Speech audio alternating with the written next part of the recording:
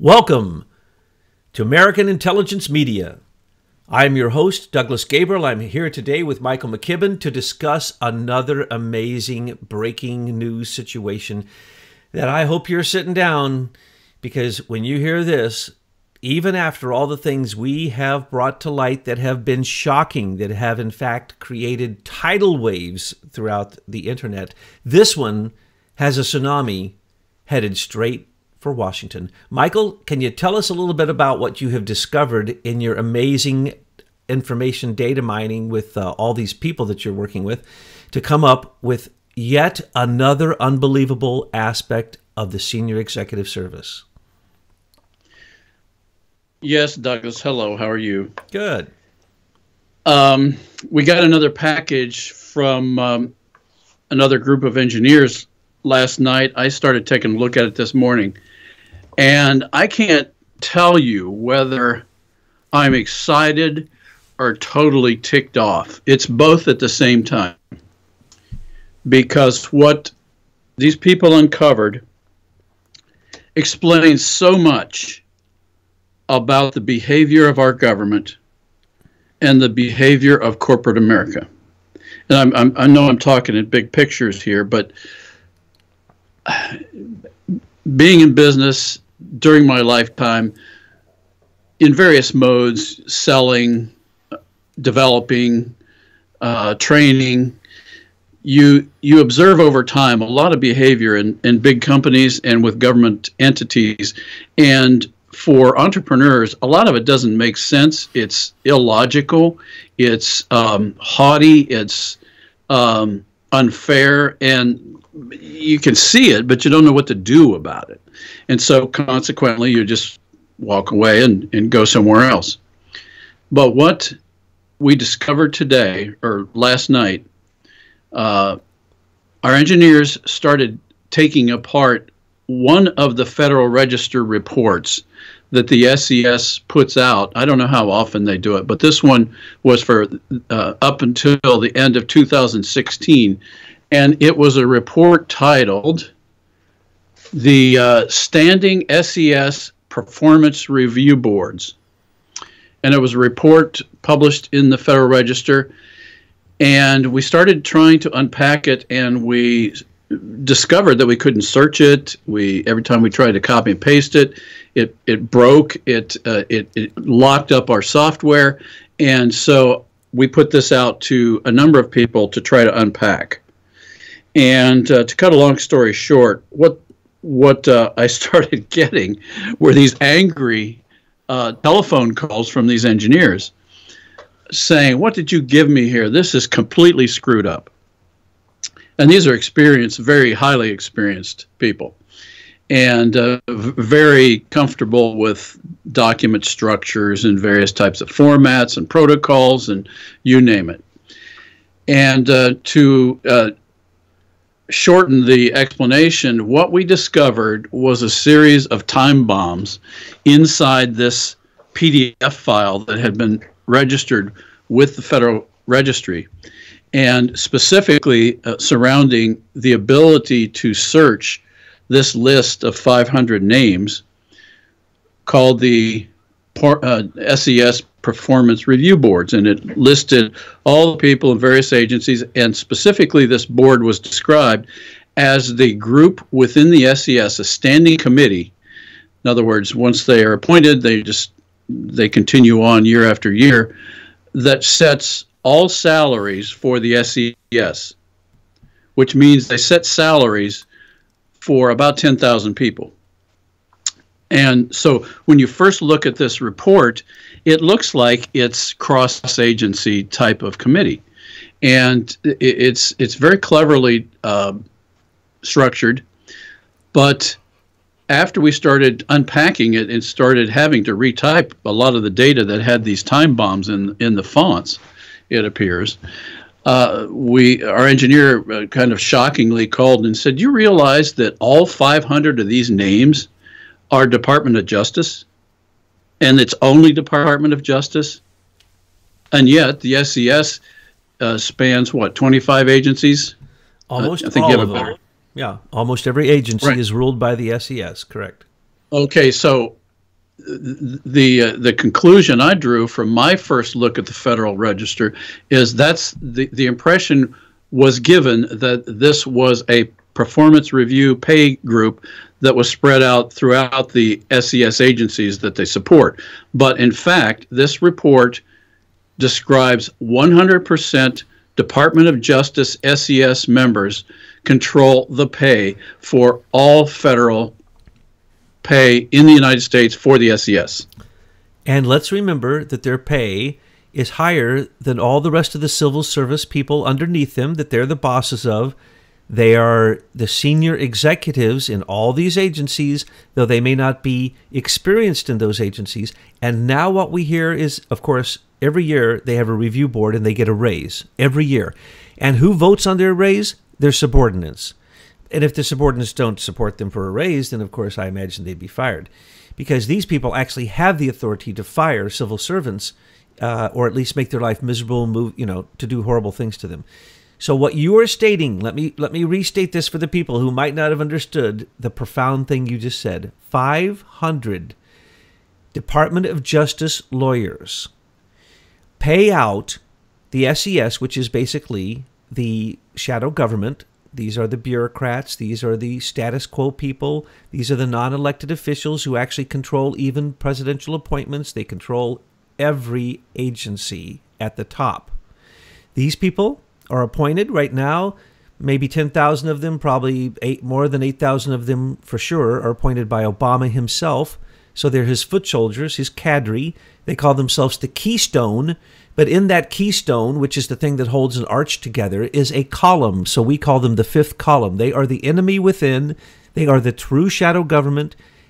When you say deep state, let's get specific. This is the shadow government. This is a government within the government that no one even knows existed, controlled by 500 lawyers who give themselves raises every year. And by the way, the punchline is, guess what?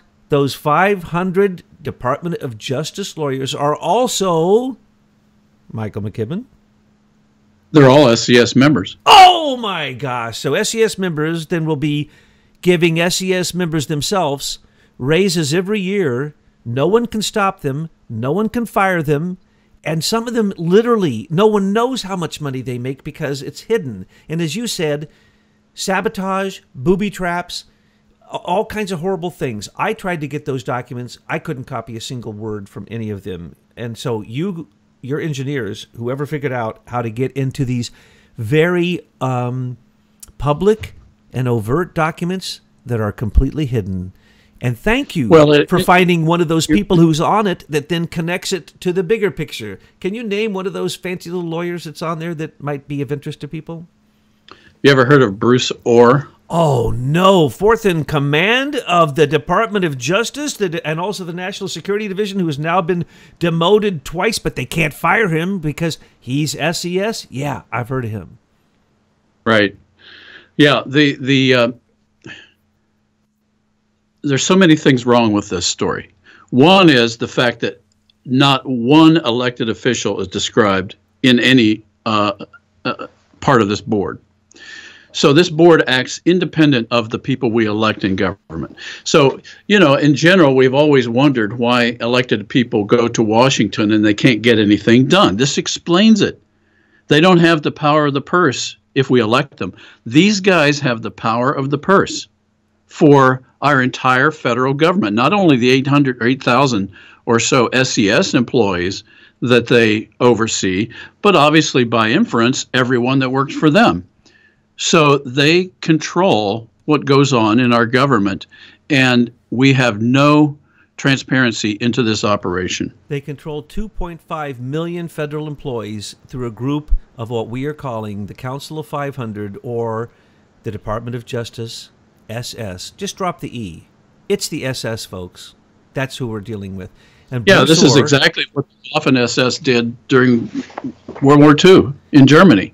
And I just want to go back and say, you mined 498 names, and then I begged you to please find a couple more, and then I added a couple, and you allowed me to add them. That would be Barack Obama and Joe Biden, who is allowed to appoint these people. They can't fire them, but they can appoint them. They can push them out, and they appoint the people who can push other people in and out.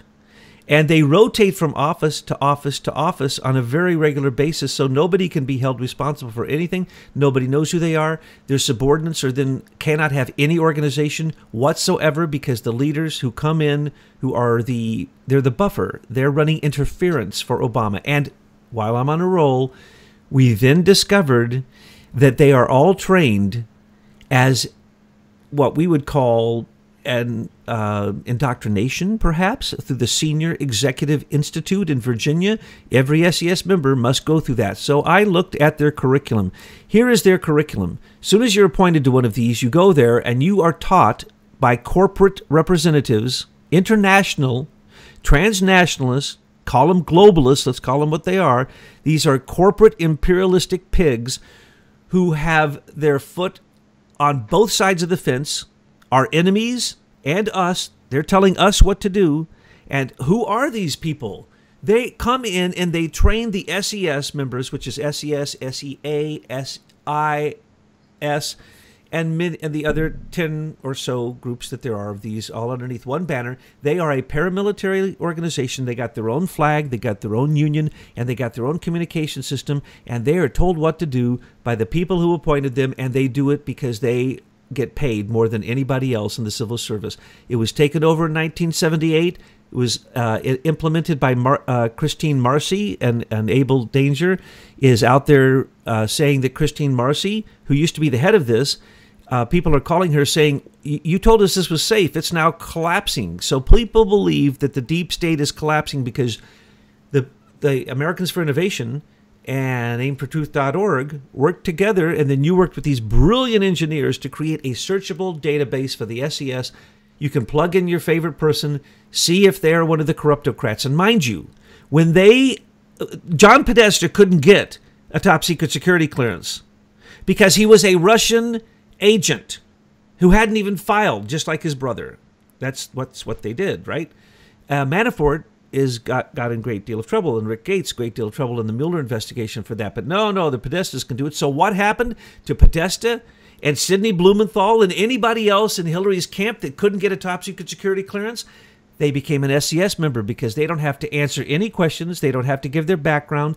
They don't have to even prove that they are an American citizen, and they can move into one of these jobs that not even the president himself could fire them. So we say Obama appointed them, and President Trump can't even fire them.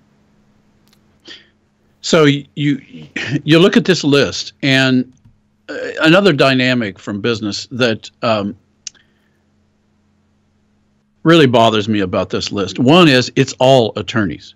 500 attorneys, unelected, unaccountable, make decisions for the spending of all of our tax dollars in this country. And as a person in business who deals with people in a lot of different disciplines, one of the things you learn about working with attorneys is I've never met an attorney that didn't have 10 answers for 5 problems. And there are good ones, obviously, but when it comes to business experience, getting things done, creating things, you often find attorneys to be more obstructionist than helpful. Now, sometimes you need that to slow you down when you're going in the wrong direction, but not always. But what I've learned in my business life is going to somebody in law to hammer the whole world's a nail. And to an attorney, all problems are billable hours. It's not about a result. It's about them. It's about billable hours. It's about keeping the partners happy. It's about taking care of your colleagues. It's about keeping the judge happy. It's about all these things that don't have to do with producing results. And that's where that's what's so offensive about looking at this list, that we have been hijacked a long time ago, obviously, by this group of people. These are the people, these are the names, in my opinion, that control the spending. And when you control the spending, you have a lot of control over people's lives. I mean, whoever gets a check from these people is obviously going to listen to these people, is obviously going to take their lead, And none of these people are stupid. So they get real clever about how they use this money to influence where they want that person they're paying to go, and then where they want the people that are working for that person to go. And then it spreads out from there like a web, to the point where, as you say, these people are controlling millions of people's livelihoods. And it's a tyranny. It's abuse. Absolutely. So, go ahead. Well, I would just say that notice that none of these lawyers are going to take a job in the government unless they have SES pay, which is higher than even the vice president makes, as a starting base salary, as well as special awards. And if they get awards and they get more money, and they have special payment agreements and payroll agreements, and they make sure that the career people don't want these jobs because they say they're at will.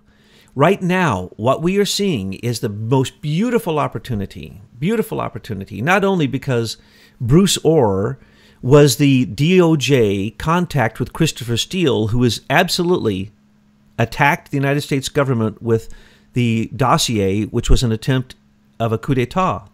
It was an attempt to frame a president during an election, a candidate, and then later a coup d'etat. So Christopher Steele is an enemy of the state, and everyone who contacted him in that would be an enemy of the state. That would be Bruce Orr. So here we have Bruce Orr, enemy of the state, admitted contact with this criminal, corrupt propagandist.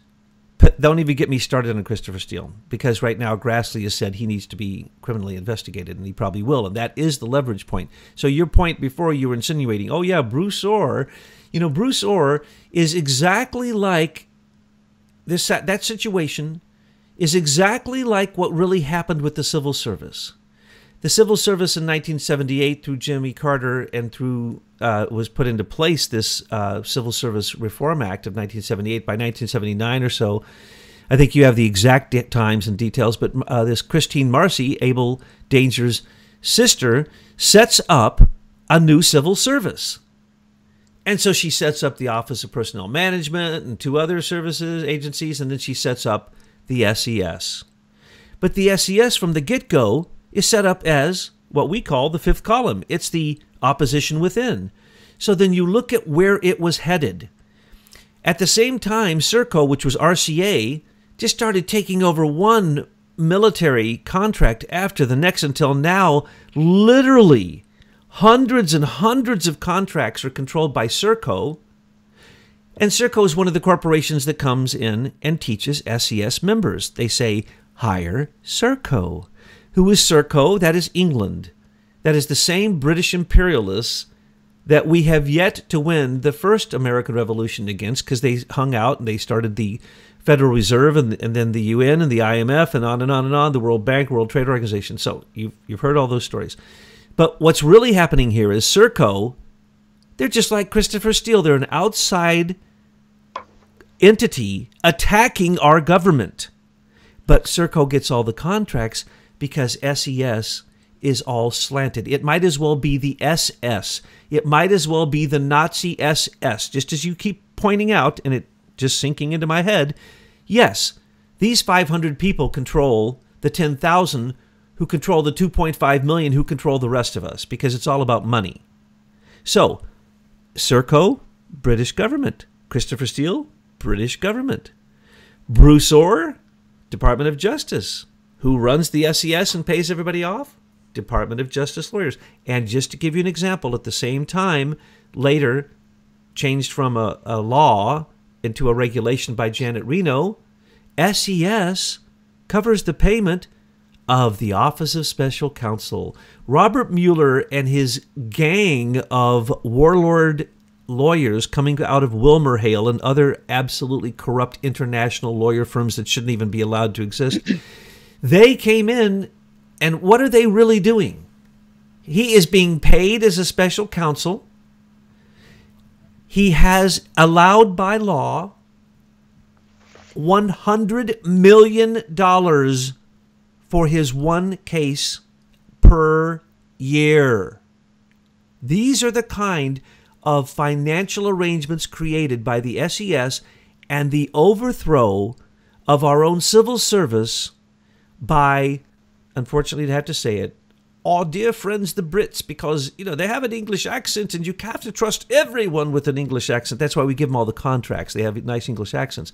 No, we are in a second American Revolution, and one of the groups we need to get away from is the intelligence agencies, members, DOJ, FBI, NSA, all of the intelligence agencies. When those people get out, they go to work for corporations, international corporations, what we call the rogue CIA. Serco is the perfect example of the rogue CIA. So what you have discovered, the Council of 500, is one of the biggest discoveries to reveal the deep state and to show who the shadow government is. So killing the deep state, you want to kill the deep state?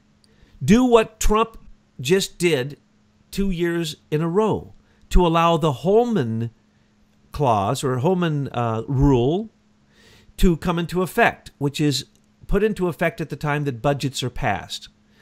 And it was put into effect a long time ago, over 100 years ago, where they said, oh, we can't get rid of all these federal employees. Too many three-stage due process. Nobody can be fired. So we're going to give the president the ability not to fire any one of them and not to stop a complete agency. Will simply let the president lower their salary to $1 per year and they will leave. Mr. President, thank you for hiring Joseph DeGenova. And I believe that because we just saw John Dodd, the #1 litigator from the Mueller investigation, quit, we're going to see the end of the investigation probably coming up soon because of what we said in our recent broadcast. But what I'm getting at is the president can simply say, all SES members, especially the Council of 500, the SS, the Nazi SS that runs the SES, you get $1 a year from now on. And then we'll see how fast those lawyers run for the hills, because ain't no lawyer got their mind on anything else but money, just as you said, billable hours. So I want to thank you and your researchers who are able to go into the deep, deep mines of Moria and dig up this mithril, this magical metal substance, most amazing substance, and then you fashion it into your press releases from the press room that go out and actually shock people. And in the rest of the alternative news, we hear unbelievable tsunamis from what has happened with the release of the information about the true nature of the shadow government, the SES, and now, thank you so much for your newest revelation today, the Council of 500, or what are you calling it? You got a fancy name for it. Oh, there were several. One was the DOJ SS 500. Yeehaw! I like that one. Well, I mean, we cannot have a country run by lawyers. I mean, let's get real here. Lawyers are there to serve. They're not there to drive. And it's upside down. It's no wonder, you know, one of the things that I was I guess fascinated by when I started down the path of suing Facebook for patent infringement was I noticed how unbelievably arrogant the people in the justice system were, and how unbelievably arrogant the Facebook attorneys were. And that carried on right up to the Supreme Court. And I thought, where do they get all this arrogance? And then you see how this Mueller investigation is going and how arrogant they've been for so long. And this explains it. They knew the system was rigged and they would win. It was just a matter of time. They act with impunity. They're above the law. They are lawlessness taken to the extreme. Remember, it was that gang of three, Mueller, Comey, and Rosenstein, who covered up 9/11. Mueller was personally responsible for it. And when you look into his history, he didn't do anything right. These people do not prosecute any criminals. Look at their history. When they go after a criminal, they'll go after a mob boss. Okay, everyone knew the mob boss was guilty for 40 years. And it took, Preet Bharara, how do you say his name? Preet Bharara. Yeah. Bharara. Yeah, it took him 10 years to get one mob boss so that he could put a feather in his cap, okay? It took, don't get me started on McCabe, because now we have, I'm so upset about McCabe because remember, McCabe covered up the Clinton scandals. The 4 Clinton investigations, this lawyer, this horrible, horrible, horrible, treasonous, seditious criminal covered up the 4 investigations into the Clinton Foundation, which an idiot could have charged them and showed how guilty they were. I think just about everyone in the world knows how guilty the Clintons are, but no, those all went to the wayside. We never heard anything about that. Uranium one went to the wayside. Thank you, Mr. McCabe. The political corruption in Virginia and Terry McAuliffe went to the wayside. Oh, thank you. He was in charge of that. So I get really upset when these lawyers come in and do things like Comey, in exonerating Clinton, had non-lawyers change his language. They were non-lawyers. Change his language so that it wouldn't be loaded, so that there would be no legal accusation in his exoneration. This, and then James Baker, first one to get out. John Carlin out of the Department of Justice. First ones to jump ship are the lawyers. So when I saw John Dodd today jump ship from the Mueller investigation, I thought to myself, top litigator they have. The litigation's over.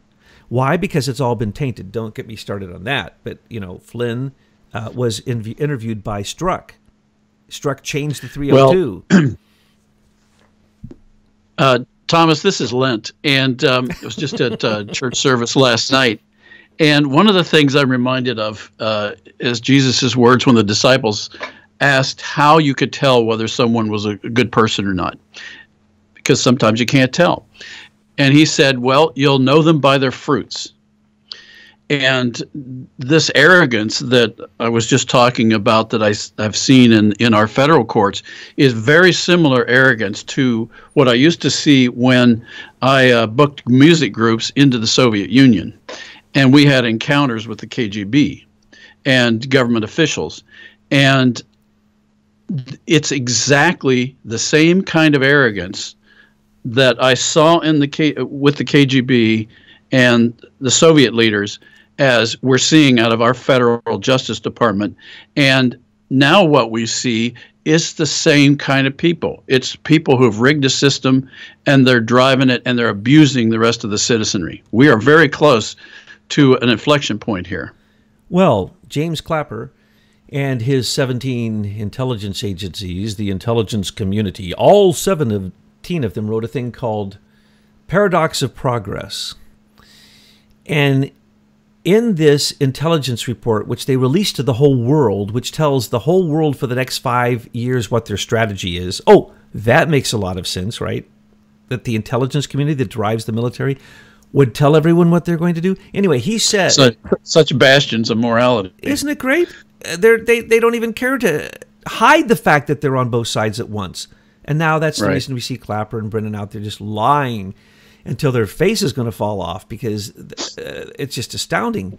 But, you know, you're so right about you'll know them by their fruits. And that's what we do in our research and our intelligence reports. We go back and we show you all of Comey's crimes, his 28 treasonous crimes just during the election time and in his attack, his coup d'etat against Trump.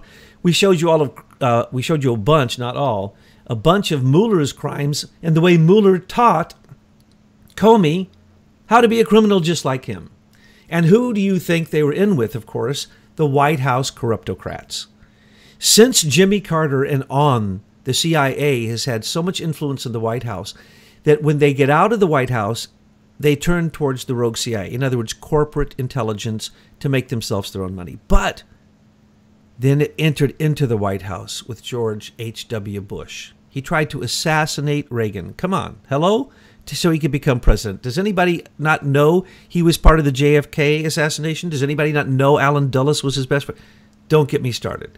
The White House has become a rogue CIA even while the president is in the White House.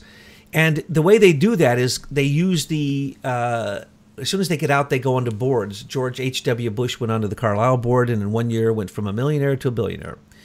Then the Vulcan Group went and basically ripped off and fleeced all of the satellites of the USSR, the countries that had been part of the USSR.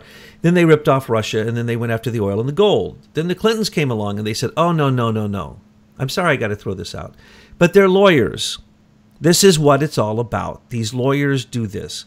Clintons come about, and what do? As you pointed out, and I never knew, they started how many? 25 foundations, and they were started in Arkansas before they even came to the White House. They knew they were going to do these scandals long beforehand. So now you go after them, and what do you find? You find that when they get out of the White House, they go where the money flows. They set up a foundation. You give the money to them. They take their cut, and then they give it to others. Let me just point out one example of that. Alexander Downer, the very man who turned in George Papadopoulos, that started John Brennan's request to the FBI counterintelligence department to start a counterintelligence operation against George Papadopoulos and thus Trump. Who is Alexander Downer?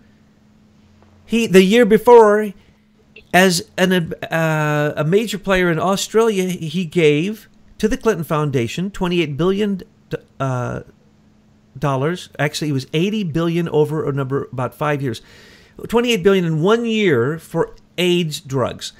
This is what happens. The Clintons go to the pharmaceutical companies. They buy the drugs for cheap. We all know that the drugs are 100 times more their price here in America than they are when those same drugs go to Africa. Clintons they don't even buy them. They just get their piece of the pie. It's a tax. And it runs through them, and then their AIDS Foundation was supposed to help people out in Australia. As we all know, they take 95 to 98% they take for administrative costs. So if they don't get it outright by donations, they simply put a tax on everything where money flows. Look at Haiti. I remember when Bill Clinton came on the air with commercials, just blanketed the television with commercials. And what did he say? Do not give your money to the Red Cross. Give it to the Clinton Foundation. We'll get it there faster. It never got to the people of Haiti. This is what they've done with the Relief Fund.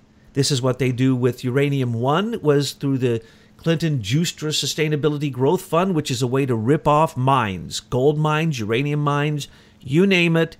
That's what that scam's about. $200 million on one day payment to Bill Clinton for helping Frank Justra get Uranium One through the CFIUS. Well, first off, get the deal with Putin, and then help. $145 million went to Hillary and the Clinton Foundation for her getting it through the CFIUS. And remember, who protected them? Lawyers and FBI. Right. FBI lawyers. James Baker. when you've got this pack of 500 behind you, you can indict a ham sandwich. You can protect the ham sandwich from any crime you wish. Exactly. But you can't indict Hillary Clinton. Why? Because the shadow government wants the status quo. Hillary was the status quo. It was letting the corporate takeover of America be complete. It was TPP. It was NAFTA. That was Bill Clinton. It was the World Trade Organization allowing China in. That was Hillary Clinton going on the Walmart board and making untold amount of money. What was Skolkovo, the tech city outside of Moscow? Was it Moscow or St. Petersburg? Moscow. Moscow. That was them getting $145 million for Uranium One, because one part of the tech city was giving Putin control of our uranium and letting Putin be in control of all world uranium, and giving him 500, it was either 400 or $500 million to help build a uranium plant in Russia as part of our nuclear summit that Hillary had with Putin. If you want to talk about... Cisco put in $1 billion. Oh, yes. You can name the people. Name some of the people who helped that tech city come forward. Raytheon. Well, was it Intel, Raytheon, Cisco, Microsoft, Google, the usual suspects. And I was just studying it the other day. No one knows what the real outcome of those investments are. Could be as much as $100 billion, but Raytheon built a factory there to build hypersonic missiles and gave them the technology that now the Department of Defense admits we do not have any intercept missiles that can stop a hypersonic missile. And so you have Putin coming out saying, laughing at us, basically saying, thank you, Barack Obama and Hillary Clinton, for the reset. You brought us up to high speed, even better speed than you are. with our military equipment, with our technology, with our cyber technology, with microprocessing chips, everything. They built, oh, I forget how many it was. I think there was something like 10,000 small businesses came out of that. We gave money, U.S. taxpayer money, to start 10,000 new small businesses in Russia. And then we want to say we need to put sanctions on them and they're our enemy? No, I can explain the sanctions, but you know how I get, Michael. I go way off in the weeds. So let's come back. Yeah, you're in the weeds. Do you want to talk about dude Zuckerberg going to Congress? Not really. I think he is such an empty suit. It's just not worth spending a whole lot of time on. Anything he says is highly scripted, reading from a teleprompter, very coached. And I've kind of written him off in my mind a long time ago.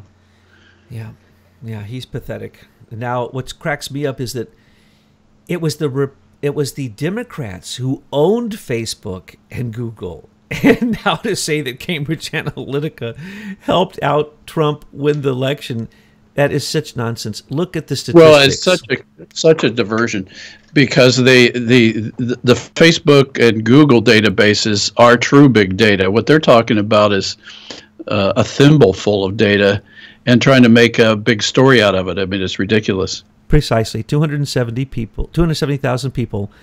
They claim that this is their math. This would be the same math the lawyers use to pay themselves their raises out of SES, out of the Council of 500, out of the DOJ SS Council of 500 paymaster corruptocrats. It's the same exact logic. 270,000 people were in that study.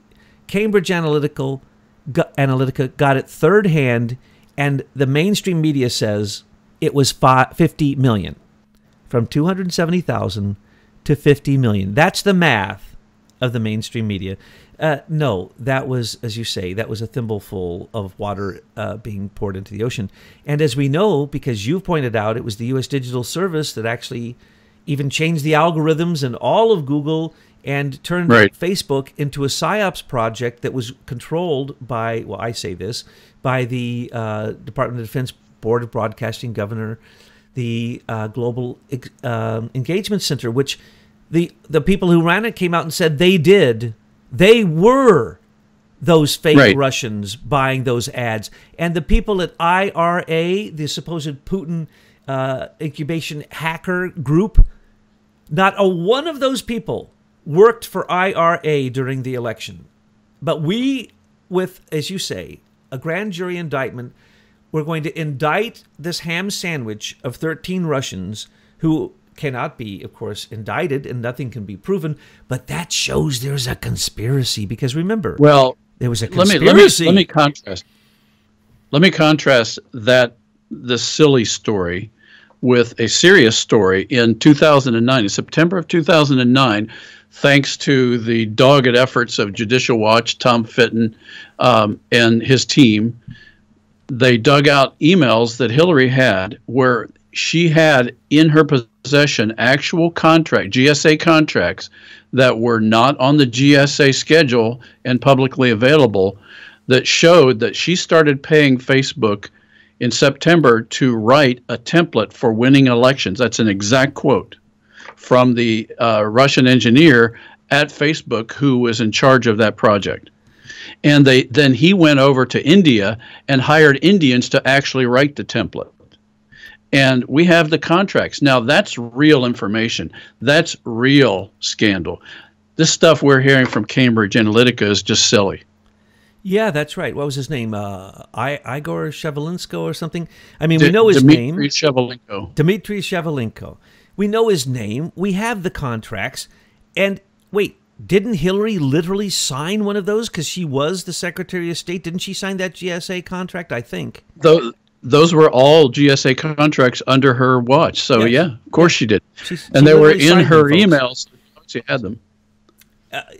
The corruption is so astounding that we have to start the dominoes falling. And here is how you can start the dominoes falling, Mr. President and Joseph. DeGenova. You need to write a check to the people. Well, first off, let me explain something to people. Bell Laboratory, AT&T, Verizon, Sprint, 47% of the money they get comes from the U.S. taxpayers through the government. The same is true, not that percent, but the same is true for Amazon. And that's the reason CIA has a contract, huge, hundreds of $1 million contract with them. Same is true for Facebook, which is an in-Q-Tel PSYOPs experiment of weaponizing social media. And then you have Eric Schmidt, who came over from Bell Labs, which is, of course, totally corrupt, and put up the money, which then he became a billionaire from, for Google, and took over Google and then became Alphabet. So what do we really have? These are monopolies, folks.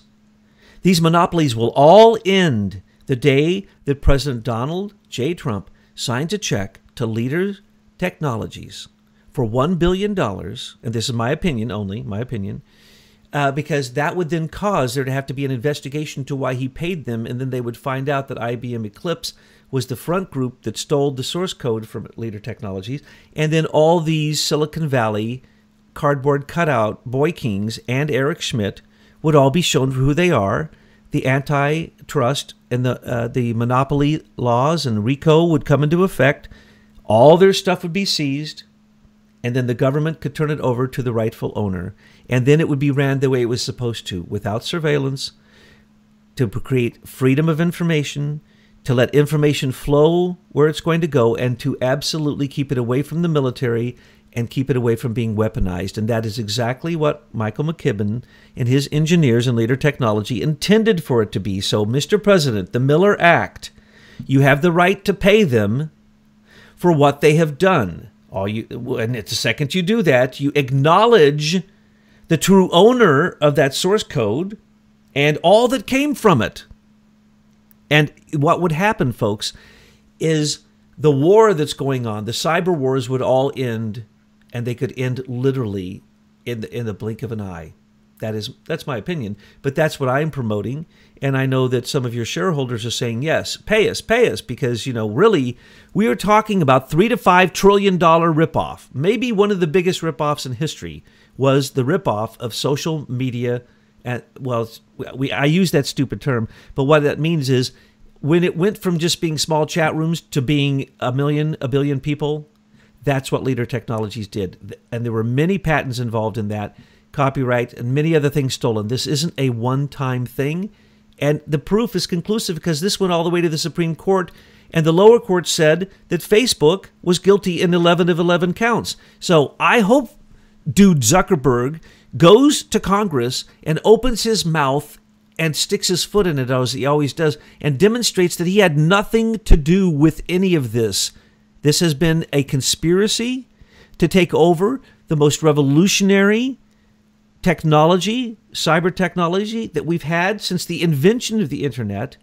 Would be the release of what would be the codes to create social networking, which is in every part of our life, and now that commerce is totally linked to the internet. If we do not do this, Mr. President, then the very people who told you that, what do they call it? The freedom on the internet. They have now. They want to have a Bill of Rights for the internet, but they want to have freedom on the internet. Freedom for big companies to rip off us small people. They charge us to be on the internet, but they don't pay to be on the internet. That was net neutrality. Net neutrality. Thank you very much. So anyway, Mr. President, please take a look at this. Have your lawyers look at it. You'll see that what we're saying is true. And in fact, take a look at the court cases, and then take a look at American for Innovation's timeline, because it will give you all the evidence you need to indict these people. And if you wish to take down the shadow government, use the Holman Clause and pay him $1 and watch all the lawyers flee from D.C. And until the lawyers are gone, there will never be any freedom there, because most of the lobbyists are also lawyers.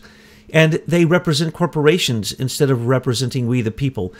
SES, Serco SES is an attempt to overthrow America. exactly as Christopher Steele and his garbage dossier and the conspiracy involved with the Department of Justice, FBI, and the White House, and also Samantha Powers and Clapper and the whole group, that conspiracy is an attempt to, even at this moment, overthrow our duly elected president with a coup d'etat. So we need to just start taking these lawyers out, getting rid of them, and cleaning out the swamp, because most of the stench in the swamp comes from lawyers.